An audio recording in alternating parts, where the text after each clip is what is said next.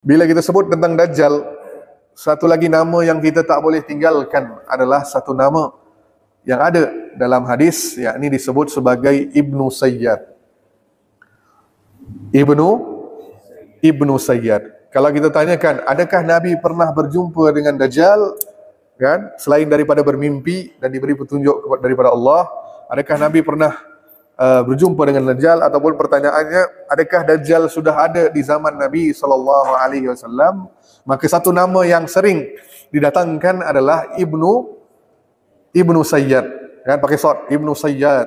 Ataupun namanya, kita boleh kata nama yang diberikan kepadanya ialah Safi bin Sayyad, Safi bin Sayyad, ataupun Abdullah bin Sayyad.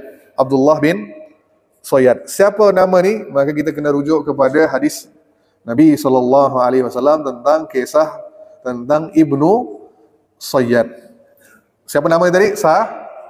Safi, namanya Safi. Ibnu Sayyad adalah bin Sayyad.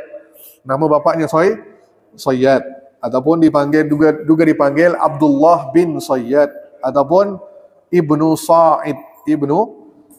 Ada beberapa nama tapi merujuk kepada orang yang sama, yakni seorang, ada yang meriwayatkan bahawa dia ini adalah Yahudi Mekah. Yahudi yang tinggal di Yahudi yang tinggal di Madinah. Ataupun ada juga yang mengatakan, meriwayatkan bahawa dia adalah golongan Ansar, golongan kaum Ansar yang ada di Madinah. Jadi ketika Nabi datang ke Madinah, dia masih lagi anak-anak kecil, masih lagi kanak-kanak.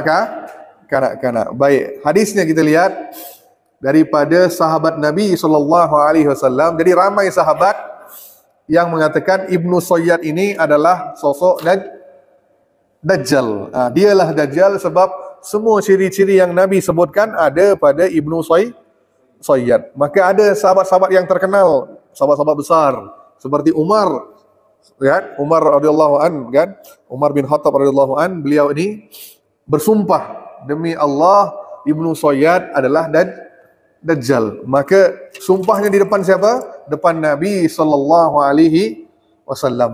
Malah Nabi tidak menolak sumpahnya dan juga tidak menerima. Dua-dua Nabi berdiam, kan?